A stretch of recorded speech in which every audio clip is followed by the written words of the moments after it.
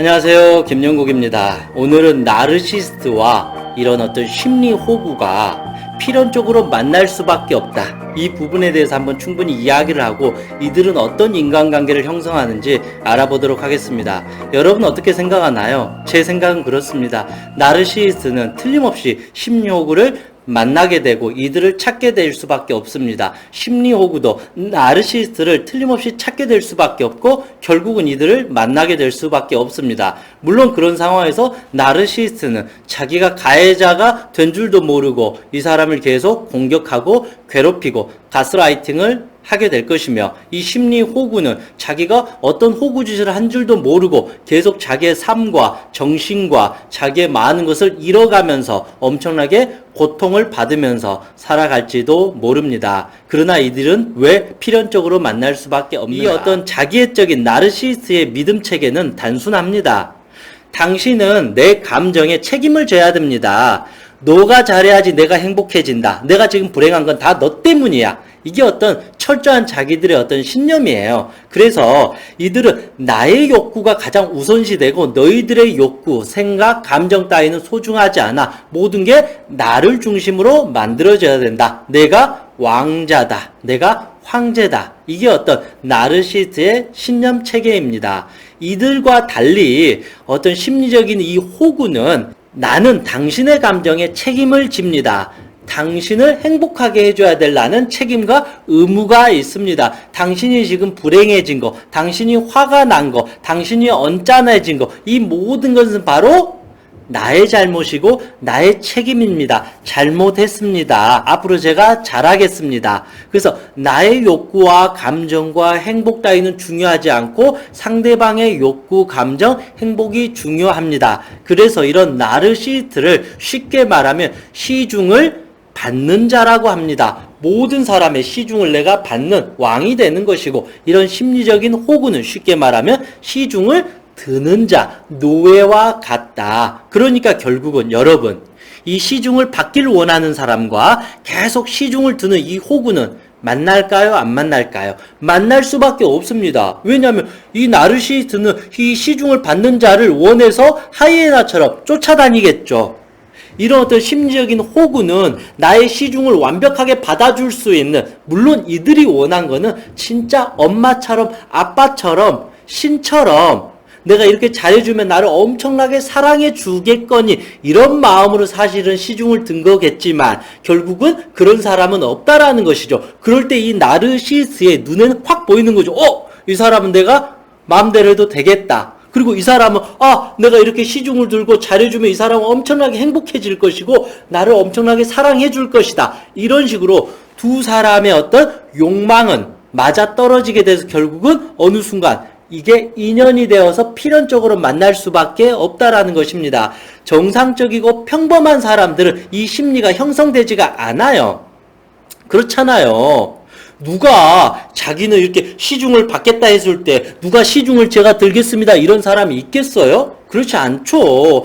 이 사람은 당신에서 내가 시중을 들어줄게 하면 보통 사람은 당신 그거 아니야, 그렇게 하지 마세요, 이런 식으로 하지. 가스라이팅을 평범한 사람이 시키겠어요? 그럴 일은 없다라는 것입니다. 그래서 이 가스라이팅, 이 나르시스트와 이 심리 호구, 이 두 사람은 이 극단이기 때문에 이 극단은 결국은 만날 수밖에 없다라는 거죠. 평범하고 건강하고 자기를 충분히 어느 정도 사랑할 줄 아는 사람은 나르시스트가 되질 않아요. 그리고 이 사람은 자기가 충분히 자기를 어느 정도 사랑하니까 심리 호구가 되면서 시중을 드는 어떤 그런 존재가 되지 않는다라는 것입니다. 결국은 이 둘은 이 애정결핍, 이 심리가 어떤 자기 안에 사랑이 없기 때문에 사랑을 공격적으로 받으려고 하는 나르시스트가 되거나 사랑을 시중을 들면서 받으려고 하는 소극적인, 어찌 보면 소극적인 나르시스트, 심리 호구가 될 수 있다라는 것입니다. 물론 피해자는 전적으로 이런 어떤 소극적인 어떤 심리 호구,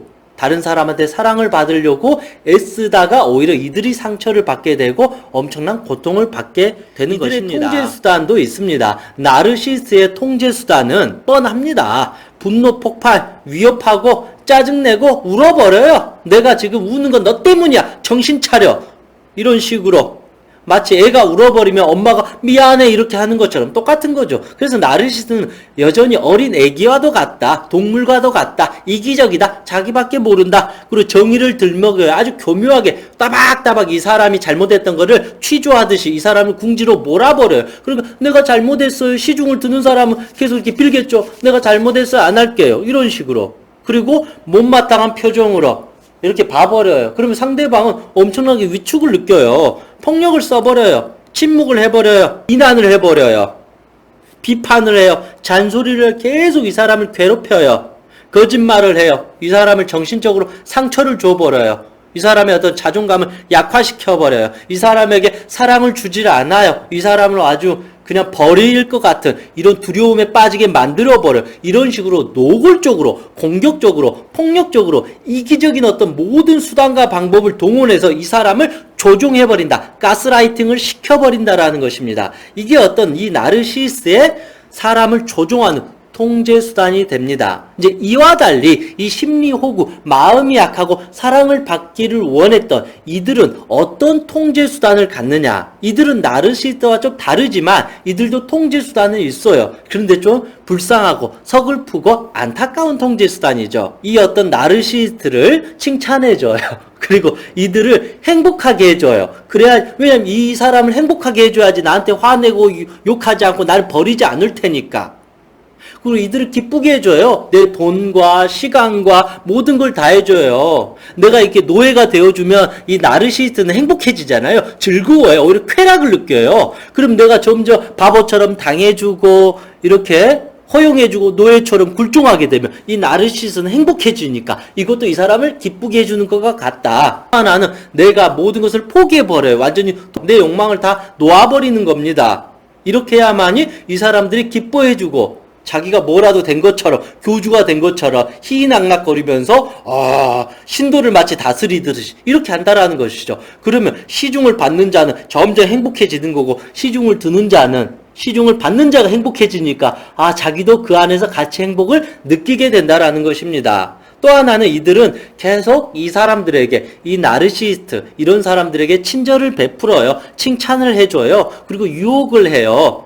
이런 식으로 소극적인 자기의 이득을 얻기 위해서 자기의 어떤 욕구와 감정을 다 죽여버리고 철저하게 노예가 되는 것이다. 이것도 어찌 보면 이들의 통제수단이다. 그런데 물론 이들이 피해자가 맞아요. 나르시스트는 자기를 폭력적으로 해서 모든 걸 얻는 사람들이고, 이런 심리 호구는 계속 잃고 당하고 맞고 버림을 받고 자기가 점점 인간으로서 어떤 존엄을 잃어가게 된다라는 것입니다. 그럼에도 불구하고 이들도 이게 꼭 좋은 게 아니에요. 왜냐하면 진짜 순수한 공감과 사랑이 아니라 자기가 사랑을 받기 위해서 자기의 보이지 않는 소극적인 이기적인 어떤 성향을 드러낸다라는 것이죠. 이 사람을 어찌 보면 칭찬해주고 기쁘게 해줘가지고 이 사람을 춤추게 만들어요. 고래를 춤추게 만들어서 결국은 이 고래를 내 마음대로 소유하려고 만들고, 이 고래가 완전히 나에게 의존하게끔 만들고, 이 고래가 나를 떠나지 않게끔, 보이지 않게끔 조종해버리는 게 이런 심리 호구들의 또 하나의 어떤 목적이기도 하다라는 것입니다. 좀 이해가 되나요? 물론 여러분이 생각한 것처럼 맞아요. 나르시스트가 이기적인 사람이 다 나쁜 사람이고 이들이 나쁜 짓을 한 거예요. 그럼에도 불구하고 이런 어떤 심리적인 호구도 마냥 당하는 게 아니라 자기가 이렇게 돈을 주고 시간을 주고 당하고 욕을 먹고 폭력을 당하고 비난을 당해도 있어야만 할 이유가 있다라는 것이죠. 이게 바로 내가 이 사람한테 계속 노예를 하면서 이 주인 옆에 계속 있고자 하는 이 심리적인 어떤 노예, 의존, 자기도 의존하지만 이 나르시스트도 이 노예를 결국 의존하게 돼요. 왜냐하면 말은 이 나르시스트가 이 사람을 갖고 노는 것 같지만 이 노예가 없으면 이 나르시스트는 아무것도 할 줄 아는 게 없어요. 이 사람도 그러면 잃어버려요. 엄마 잃은 어린 아이처럼.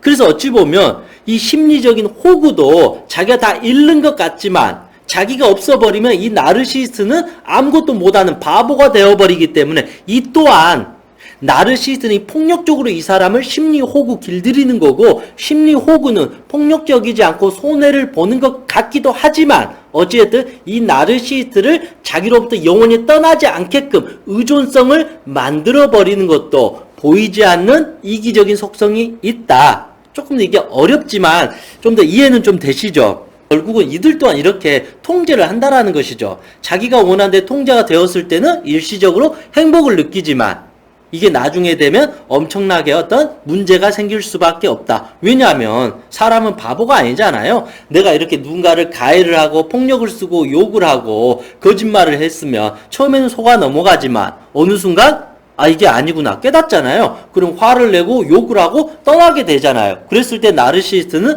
버림받는 이 외로움, 우울증에 이제 빠지게 된다라는 거죠. 나르시스트가 가장 두려워하는 것은 버림받는 거예요. 더 이상 사람들한테 사랑을 받지 못하는 것을 가장 두려워해요. 그래서 나르시스트는 이런 두려움을 느끼게 된다라는 것입니다. 이제 이와 달리 심리 호구들은 이제 한없이 잘해주다가 내가 잘해줬으면 최소한 이 사람이 나한테 사랑을 해줘야 되는데 나를 오히려 욕하고 화내고 바람을 피고 배신을 하고 내가 이 정도 잘해줬으면 반이라도 나한테 해줬어야 되는 거 아닌가라는 어떤 기대심을 갖기 마련이에요. 그런데 그렇게 해주지 않으면 결국은 이 사람은 어떻게 될까요? 슬프고 짜증나고 화가 나고 붕괴하게 된다라는 것입니다. 엄청나게 어떤 격노를 일으키게 될 수밖에 없습니다. 그래서 나중에는 또 우울, 좌절이 생길 수 있습니다. 근데 대체적으로 이 나르시스는 자기가 원하는 대로 되지 않을 때는 어떤 그 버림받은 느낌, 두려움, 외로움, 어떤 우울증 이쪽으로 이제 빠지게 되는 경향이 많이 있고 이 심리 호구는 자기가 원하는 대로 다 해줬는데 그만큼 자기가 받질 못했을 때, 사랑을 받질 못했을 때 이들은 대체적으로 화가 나요.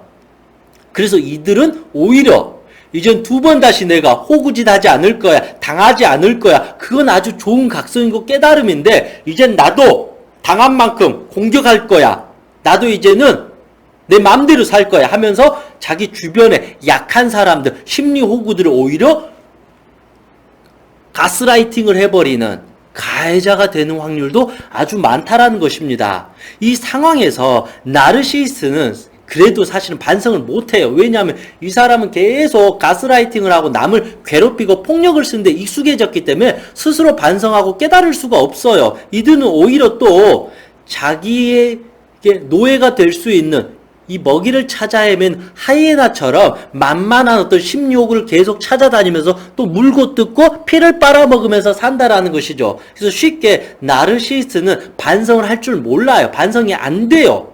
왜냐하면 또 심리호구들은 널려 있으니까 이 사람이 심리호구가 떠나면 그 순간은 외롭고 괴롭고 버려진 것 같지만 또 옆에 돌리니까 왜냐하면 나르시스트는 매력적이에요. 사실은 교묘한 거짓말을 잘해요. 그러니까 이 마음이 약한 심리호구들은 너무너무 많아요. 그러니까 조금만 내가 잘해주면 감사합니다 하면서 또 심리호구가 되니까 또 다른 어떤 심리호구를 찾아다니면서 가스라이팅을 하면서 괴롭히게 된다라는 것입니다. 그래서 이들은 쉽게 깨닫거나 반성을 할 수가 없어요. 그만큼 어려워요. 그러면 누가 깨달아야 될까요? 이 심리 호구가 깨달아야 돼요. 그런데 심리 호구가 1년, 2년, 10년 주변에서 야 이 바보야 멍청아 너 그렇게 두드러 맞고 사는데 왜 사냐 너 저 남자친구 여자친구가 지금 몇 천만 원 돈 빌려달라 했고 빌려줬더니 갚지도 않고 딴 여자 만나고 있고 딴 남자 만나고 있고 자기 펑펑 쓰고 있고 너 이렇게 당하는데 아직까지 넌 저 사람을 사랑하고 있고 이 멍청아 막 이렇게 하는데도 심리호구가 못 깨달게 돼버린다라는 것입니다.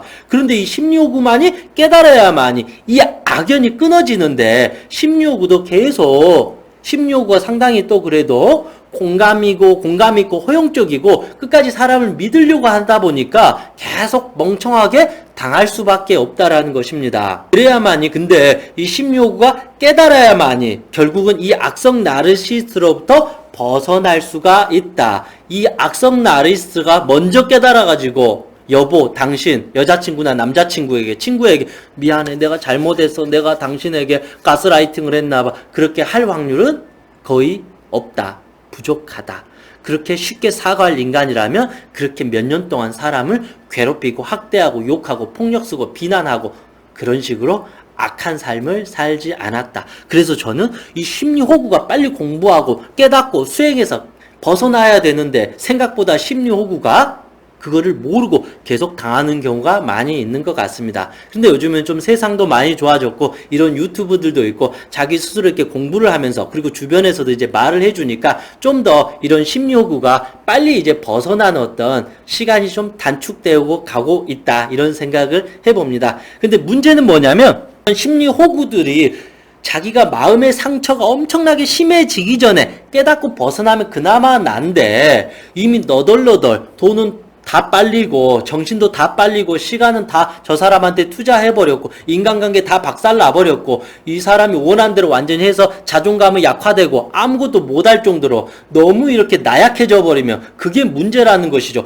그렇게 사람은 당하다 보면 어떻게 되냐면 피해의식이 생겨요. 피해망상이 생겨요. 그러니까 나중에는 이제 다른 사람이 그냥 나에게 일반적으로 되는데 너 지금 나 또 가스라이팅 하려고 하는 거 아니야? 당신 나 조종하려고 하는 거지. 이제 사람 믿을 수가 없어. 내 귀에 지금 도청장치가 있어. 누가 나를 지금 조종하는 것 같아. 난 사람을 믿을 수 없어. 막 이런 식으로 헛것이 보이거나 헛것이 들리거나 이제 사람 자체가 다 악마로 볼 수 있는 이제 그 정도의 어떤 심각해져 버린 상황이 오기도 한다. 그래서 그 정도의 사태가 되기 전까지 빨리 깨닫고 반성하고 이 지옥에서 이 악마로부터 벗어나야 된다. 그렇지 않아 버리면 나중에는 좋은 사람을 만나도 당신 거짓말한 거 아니야? 집착하고 의심하고 의처증에 빠지고 의부증에 빠지고 폭력적으로 이 사람이 조금만 잘못해도 엄청나게 오히려 자기가 먼저 가스라이팅을 해버리고 욕을 하고 물건을 집어던지고 이런 식으로 자기가 당한 만큼 오히려 더 공격적으로 변해버리는 오히려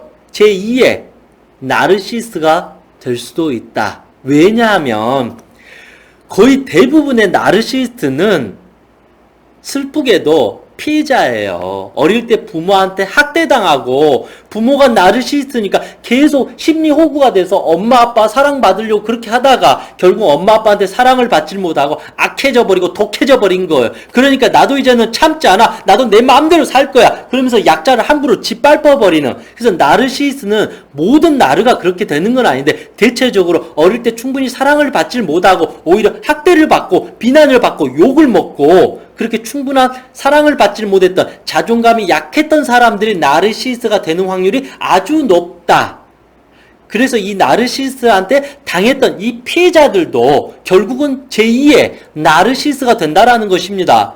뭐 이런 표현이 좀 과하지만 이런 악성 나르는 어찌 보면 우리가 좀비 영화 보잖아요. 이 좀비가 결국 물어버리면 어떻게 돼요?